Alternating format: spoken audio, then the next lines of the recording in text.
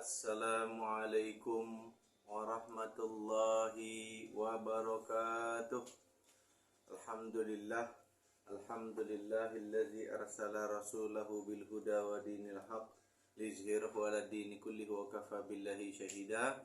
Syada la ilaha illallah, syada anna Muhammadan abduhu wa rasuluh la nabiyya ba'da. Rekan dakta sekalian, Dakta Radio Bijak Berinformasi Cerdas Berinteraksi. Alhamdulillah Allah pertemukan kita di bulan Maret tanggal 20 bertepatan dengan 10 Ramadan nggak salah. Lupa ingat ya. Semoga Allah Subhanahu wa taala menerima semua amal ibadah kita di bulan Ramadan ini dan menjadikan Ramadan ini sebagai Ramadan terbaik dalam hidup kita. Amin ya rabbal alamin. Rekan dakta sekalian, salah satu akhlak yang dididik, yang dibentuk oleh Allah Subhanahu wa taala melalui ibadah di bulan Ramadan adalah keikhlasan. Sangat mudah memahaminya. Jika kita di bulan Ramadan lagi panas-panasnya, lagi lapar-laparnya, lagi aus-ausnya, lantas kita masuk ke kamar kita sendiri, kita makan sepenuh-penuhnya piring, kita minum sebanyak-banyaknya air. Lalu kita keluar dari rumah kita belagak lemes. Pertanyaannya, siapa yang tahu? Gak ada yang tahu. Pertanyaan selanjutnya, kenapa enggak kita lakukan? Karena kita merasa hal itu enggak ada gunanya. Kita mau bohongin siapa? Bohongin orang. Itu sama aja bohongin diri sendiri. Dan lebih parahnya, itu justru merusak hal yang paling fundamental dari tujuan puasa. La'allakum tattaqun, agar kalian bertakwa. Takwa itu dimensinya dua. Yang paling sederhana, ya, imtisalu awamirillah wajtinabun nawahi, melaksanakan semua yang diperintah Allah dan Rasul dan meninggalkan semua yang dilarang oleh Allah dan Rasul. Itu takwa.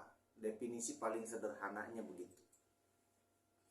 Jadi kalau orang supaya tampil lemes kayak orang puasa depan orang, itu dia lagi ngebohongin dirinya sendiri, bukan ngebohongin orang. Ya, pada hakikatnya dia ngebohongin dirinya sendiri. Kenapa? Karena dia nggak sampai ke tujuan. Itu ibarat kata ada orang naik mobil tujuannya ke Jogja, tapi dia main-main aja di Semarang, muter-muter aja di situ. Itu bukan ngebohongin orang, dia lagi ngebohongin dirinya sendiri. Ya. Nah, orang yang melakukan hal ini menunjukkan bahwa dia tidak ikhlas dalam beramal. Amalnya bukan karena Allah, tapi karena pengen dilihat manusia. Capek ibadah karena pengen dilihat manusia itu. Pasalnya kita udah tahu kaidah umum yang berlaku di masyarakat. Apa itu? La salamatan min kalamin nas. Tidak ada keselamatan dari mulutnya manusia. Mustahil kita selamat dari mulutnya manusia. Jadi kalau ada orang ibadah supaya pengen dipuji manusia, supaya manusia ridho sama dia, supaya dia jadi terlihat mulia dalam pandangan manusia, mustahil. Udah sering saya cerita tentang dua orang dan satu keledai, satu bapak satu anak. Bapak sama anak ini keluar dari rumah naik keledai sampai ke satu kampung. Apa kata orang di kampung itu? Dasar keluarga gak punya pikiran, masa keledai kecil dipakai berdua, itu kan zolim. Akhirnya mereka turun berdua. Ketika mereka turun, lantas orang di kampung yang selanjutnya berkata, dasar orang gak punya pikiran, masa bawa keledai tapi gak dipakai. Akhirnya mereka jalan lagi, anaknya di atas, bapaknya di bawah. Dasar anak durhaka, ya kata orang kampung selanjutnya. Dasar anak durhaka, bapaknya dibiarin jalan, dia enak-enakan duduk di atas keledai. Akhirnya dibalik, bapaknya di atas keledai, anaknya jalan sampai ke kampung selanjutnya. Apa kata orang? Emang dasar orang tua zaman sekarang kagak punya pikiran. Masa dia yang kuat keker naik keledai, anaknya justru malah nuntun keledai jalan capek-capean? Pertanyaan saya, yang mana yang salah? Yang 1, 2, 3, apa 4? Jawabannya adalah kita salah ketika kita terlalu menjadikan omongan orang sebagai standar kebenaran. Ya, selama kita berjalan di jalan Allah, selama kita taat aturan Allah dan Rasulnya, selama kita tidak merugikan manusia, tidak melanggar kesepakatan, ya udah jalan. Ya, nggak usah bingung sama omongan manusia. Ingat, la salamatan min kalamin nas. Nggak ada orang yang bisa selamat dari mulutnya manusia. Jangankan kita, orang yang banyak salahnya. Bahkan Rasulullah Muhammad Sallallahu Alaihi Wasallam pun nggak selamat dari mulut manusia. Bayangin, Rasul nggak selamat dari mulutnya manusia. Pertanyaan selanjutnya adalah, apa urgensi keikhlasan? Nah, kalau tadi di awal kita sudah bahas bahwa hal akhlak yang dibina salah satunya oleh ibadah puasa di bulan Ramadan adalah keikhlasan. Lalu pentingnya ikhlas itu apa dalam hidup kita? Nah, insya Allah kita akan bahas yang pertama. Langsung ke poin aja udah. Ikhlas itu adalah puncak pengamalan terbaik terhadap ajaran agama. Ya. Seluruh ulama sepakat. Saya yakin gak ada ulama yang beda pendapat bahwa ibadah hati itu jauh lebih besar pahalanya daripada ibadah fisik. Semua ulama sepakat. Dan ibadah hati jauh lebih besar pahalanya, sebaliknya jauh lebih berat menjaganya dibandingkan ibadah fisik. Ikhlas itu ibadah hati. Coba kalau misalnya orang disuruh puasa, kalau ternyata dia dalam kondisi sakit, boleh dia nggak puasa. Tapi kalau ibadah hati nggak pakai pengecualian, bila istisna, tidak ada pengecualian dalam ibadah hati. Kalau kita udah ibadah, maka ibadah hati menjadi wajib. Apa itu? Ikhlas, salah satunya. Emang ada ikhlas pakai pengecualian? Boleh orang nggak ikhlas dalam kondisi begini begitu? Nggak ada. Ibadah hati itu nggak pakai pengecualian, nggak pakai rukhsah. Nggak ada tuh ibadah hati pakai rukhsah. Coba buka kitab fikih manapun, nggak ada ibadah hati pakai rukhsah. Yang pakai pengecualian, yang pakai rukhsah itu cuma ibadah fisik. Dan puncak dari pengamalan terbaik terhadap ajaran agama itu adalah ikhlas. Surah An-Nisa Allah katakan, "Waman ahsanu dinan mimman aslama wajahahu lillahi wa huwa muhsin wattaba'a millata Ibrahim hanifa wattakhazallahu Ibrahim khalila." Dan siapa yang lebih baik agamanya, yang lebih baik dalam melaksanakan ajaran agamanya daripada orang yang ikhlas berserah diri kepada Allah, sedang dia mengerjakan kebaikan dan mengikuti millah Ibrahim, agamanya Ibrahim yang lurus, yaitu agama Islam. Dan Allah telah memilih Ibrahim sebagai kekasihnya, sebagai kesayangannya. Surah An-Nisa ayat 125. Kenapa disebut Nabi Ibrahim? Kenapa nggak disebut Nabi Musa dan seterusnya? Nabi Ibrahim itu nabi yang dihormati oleh 3 agama: Islam, Kristen, Yahudi. Ini sering saya bahas, bahkan dulu waktu saya bahas tentang skripsi saya itu saya bahas. Bahkan Nabi Ibrahim itu di dalam agama Islam disebut sebagai bapaknya tauhid, yang mengajarkan dan mengamalkan keikhlasan dan totalitas dalam dakwah, walaupun konsekuensi berat ditanggung oleh Nabi Ibrahim. Kenapa Nabi Ibrahim bisa menghadapi begitu banyak kesulitan? Jawabannya adalah karena ikhlas menjadi kekuatan utama. Seandainya Nabi Ibrahim melakukan semua pengorbanannya bukan karena Allah, niscaya dia tidak akan pernah mendapatkan begitu banyak keutamaan dan kemuliaan yang sebagaimana kita tahu. Makanya Allah memujinya sebagai kekasih Allah, dan Nabi Ibrahim ya ditulis dalam sejarah dengan tinta emas. Yang kedua, apa urgensi atau pentingnya ikhlas dalam hidup kita? Yaitu mendapat pahala yang besar. Orang yang ikhlas akan mendapatkan pahala yang besar dari Allah Subhanahu wa ta'ala karena keikhlasannya. Dalam surah An-Nisa 146. Kalau tadi An-Nisa 125, ini An-Nisa 146.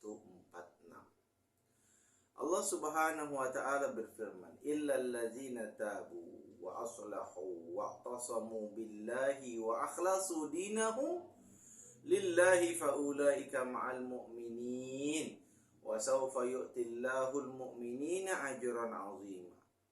Kecuali orang yang bertaubat, yang memperbaiki dirinya, dan yang berpegang teguh kepada agama Allah Subhanahu wa ta'ala, dan dengan tulus ikhlas menjalankan agama mereka karena Allah, maka mereka itu bersama orang-orang yang beriman, dan kelak Allah akan memberikan pahala yang besar kepada orang yang beriman. Jadi orang yang ikhlas itu dikasih pahala yang besar, dan mereka diberikan satu privilege, satu keistimewaan, yaitu mereka dikumpulkan bersama orang yang beriman. Orang ikhlas itu kan beriman juga. Iya, orang yang udah terbukti beriman, diakui imannya oleh Allah, orang yang ikhlas masuk ke situ. Ini sebagai bukti orang ikhlas itu adalah ciri orang yang beriman. Orang ikhlas itu dibangkitkan ruhul jamaah dalam dirinya, bahwa mereka bukan sendirian memegang teguh agama ini. Ya. Mereka akan dikumpulkan di akhirat nanti bersama semua orang yang ikhlas.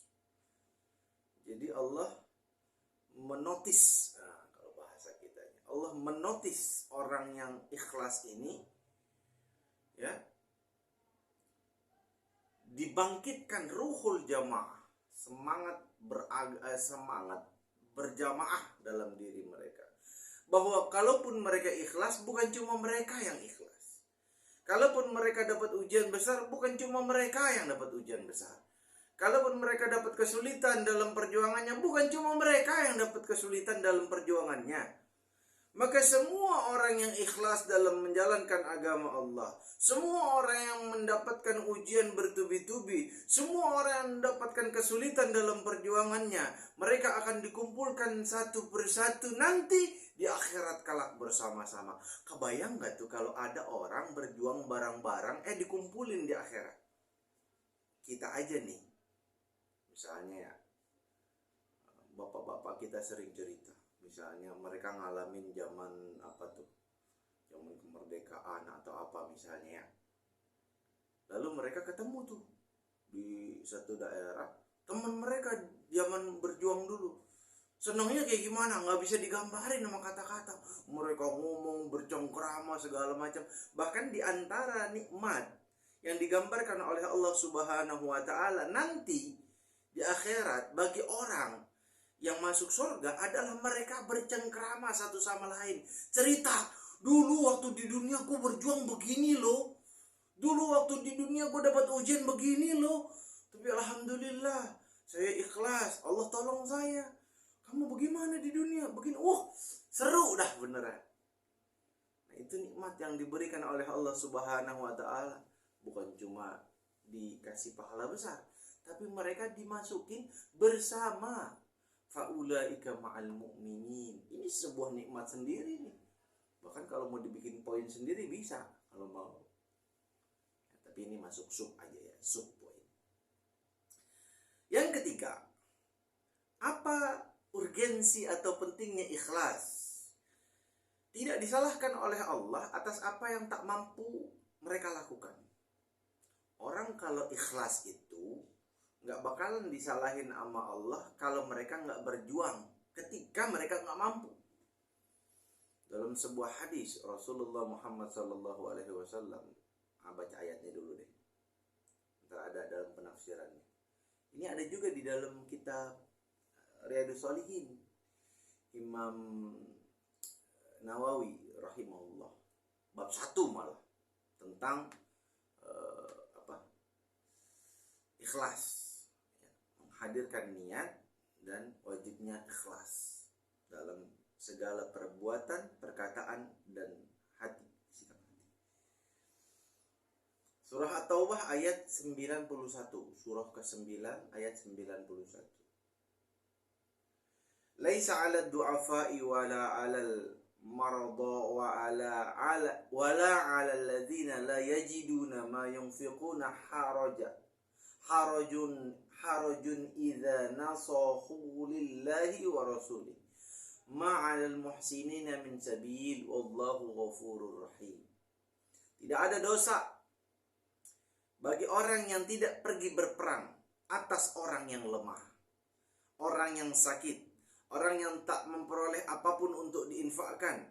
Apabila mereka ikhlas kepada Allah dan Rasulnya, tidak ada alasan apapun untuk menyalahkan orang yang berbuat baik. Dan Allah Maha Pengampun dan Allah Maha Penyayang.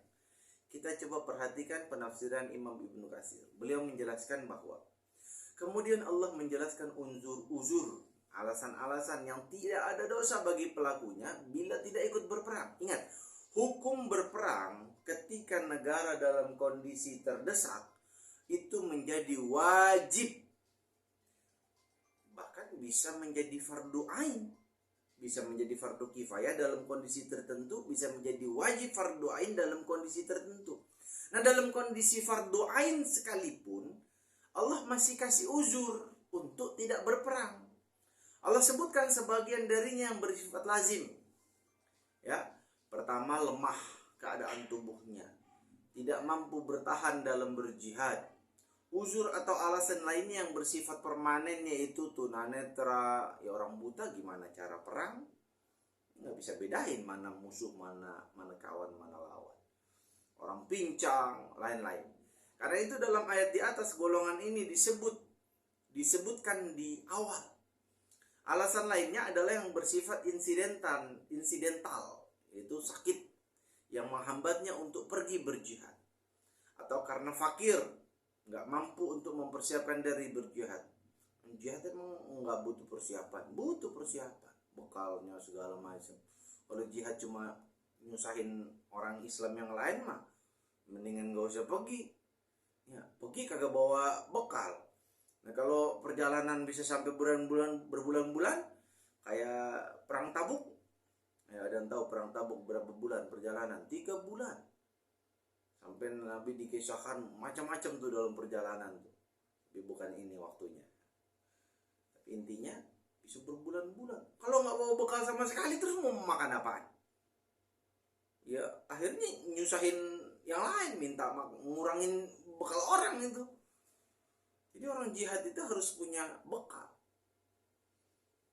Maka mereka itu nggak ada dosa jika mereka ikhlas dalam ketidakberangkatannya untuk berjihad, tidak menggentarkan orang lain. Gue nggak jadi jalan, dia aja kagak jadi jalan. Bukan begitu. Kan ada orang munafik tuh di zaman Rasulullah. Orang mau pergi berjihad, dibilang jangan, panas. Allah katakanlah, wan naru asyaddu harra, dan api neraka jauh lebih panas. Ya. Jadi orang ikhlas itu emang kagak mampu. Tidak pula menghambat mereka. Tidak pula menghambat orang yang mau berangkat jihad. Sedangkan mereka tetap berbuat baik dalam keadaannya itu. Apa yang mereka bisa lakukan, mereka lakukan. Orang Hawariyun, pengikut Nabi Isa bertanya, wahai Ruhullah. Nabi Isa itu gelarnya Ruhullah karena Allah tiupkan ruhnya, bukan Allah punya ruh lalu ruhnya Allah menjelma ke Nabi Isa, bukan, itu penafsiran sesat. Maksudnya ruhnya Allah itu ruh yang Allah miliki. Allah punya ruh 1, 2, 3, 4. Bukan kita kayak kita manusia punya ruh cuma 1 lalu itu menjelma, bukan itu maksudnya. Ya. Tapi kayak kita manusia punya mobil. Nah, saya kasih mobilnya ada 1, 2, 3, 4, 1 dikasih, itu maksudnya. Bukan ruh yang menyatu dalam nafs, menyatu dalam dirinya, zatnya, bukan. Ya. Wahai Ruhullah, ceritakanlah kepada kami tentang orang yang berbuat ikhlas kepada Allah. Nabi Isa menjawab, orang yang lebih mementingkan hak Allah daripada hak manusia. Dan apabila ia menghadapi 2 perkara dunia maupun akhirat, maka ia memulainya dengan perkara akhirat, sesudah itu baru perkara dunia. Itu orang ikhlas. Yang dicari itu perkara akhirat dulu, baru perkara dunia. Ya, hadis yang dikutip oleh Imam Ibnu Katsir yang diambil dari Sufyan Ats-Tsauri. Nah, Rasul bersabda, ini nih yang ada dalam kitab Riyadhus Shalihin. Jemaahnya aja dah. Sungguhnya di Madinah terdapat kaum-kaum. Tidak sekali-kali kalian menempuh satu lembah, tidak pula kalian menempuh satu perjalanan, melainkan mereka selalu beserta kalian. Para sahabat bertanya, padahal mereka di Madinah? Rasul bersabda, ya, mereka tertahan oleh uzurnya. Jadi walaupun mereka ada di Madinah, tapi orang yang tertinggal di Madinah tidak ikut berjihad, tetap dianggap berjihad oleh Rasulullah, sama seperti kaum muslimin yang berjihad bersama Rasulullah. Dan itu dikatakan, melainkan mereka selalu beserta kalian. Jadi mereka dianggap berjihad dengan pahala yang sempurna, karena mereka memang pengen untuk berjihad, tapi Allah memberikan satu ujian sehingga mereka tidak bisa ikut berjihad. Al-Imam Al-Auza'i mengatakan bahwa orang yang keluar untuk melakukan sholat istisqa, lalu Bilal ibnu Sa'ad berdiri di antara mereka untuk berkhutbah. Ini cerita menarik. Maka Bilal binti Utbah, bukan Bilal bin Sa'id, bukan Bilal bin Rabah, bukan, beda ini. Memulainya dengan mengucapkan puja dan puji kepada Allah. Lalu ia berkata kepada orang yang hadir, wahai orang-orang yang hadir, bukankah kalian mengakui bahwa kalian pernah berbuat dosa? Mereka menjawab, ya, benar, kami mengakui.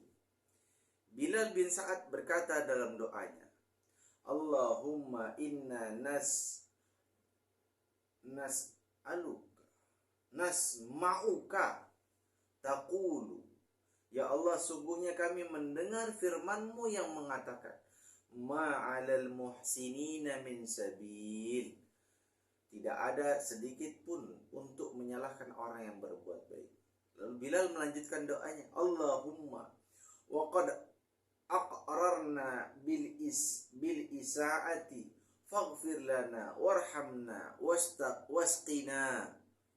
Wa rafa'a yadayhi wa rafa'ahu aydiyahum fasuqu. Ya Allah, kami telah mengakui berbuat dosa, maka berikanlah ampunan bagi kami, rahmatilah kami, dan berikanlah kami siraman hujan. Bilal mengangkat kedua tangannya, dan orang-orang pun mengangkat kedua tangan mereka, maka hujan pun turun kepada mereka. Itu yang dikutip oleh Imam Ibnu Katsir dalam tafsirnya. Lalu yang keempat, urgensi ikhlas itu adalah fitrahnya manusia. Allah Subhanahu wa ta'ala berfirman dalam surah Yunus surah ke-10 ayat 22. Ini panjang ini. Ya. Dialah Tuhan yang menjadikan kamu dapat berjalan di daratan dan berlayar di lautan. Sehingga ketika kamu berada di dalam kapal dan meluncurlah kapal itu membawa orang-orang yang ada dalamnya, dengan tiupan yang baik dan mereka bergembira karenanya. Jadi berlayar tuh kapal, senang, anginnya bersahabat. Tiba-tiba datanglah badai dan gelombang menimpanya dari segenap penjuru dan mereka mengira telah terkepung bahaya.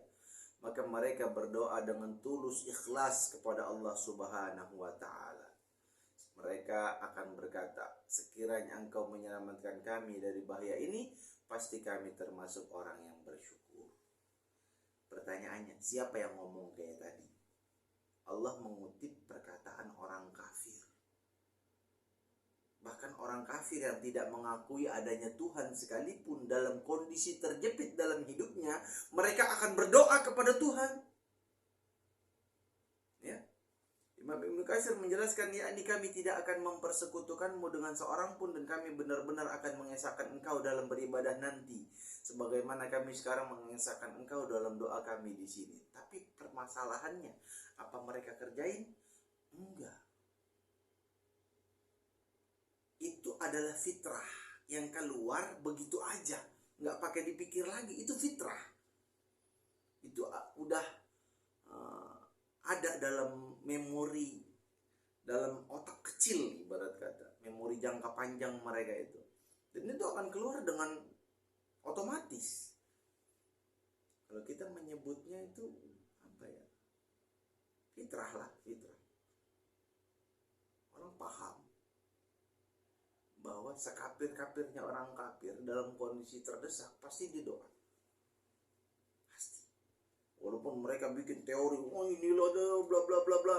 Dengarlah omongan orang ateis zaman sekarang, orang ateis bangga banget. Herannya saya kok orang ateis kagak ditangkap-tangkepin ya. Padahal kan negara berdasarkan ketuhanan Yang Maha Esa. Semua warga negara wajib beragama. Walaupun bebas agamanya apa. Agama yang diakui di Indonesia ada 6. Islam, Katolik, Protestan, Hindu, Buddha, Konghucu. Ada orang ateis bang ngomong kagak ditangkap, heran. Dalam surah Luqman surah 31 ayat 32 artinya, dan apabila mereka digulung ombak yang besar seperti gunung, mereka menyeru Allah dengan tulus ikhlas beragama kepadanya. Tapi ketika Allah menyelamatkan mereka sampai ke daratan, lalu sebagian mereka tetap menempuh jalan yang lurus. Adapun yang mengingkari ayat kami hanyalah pengkhianat yang tidak berterima kasih. Jadi orang yang ateis ini ketika dalam kondisi itu diselamatin sama Allah terbagi dua.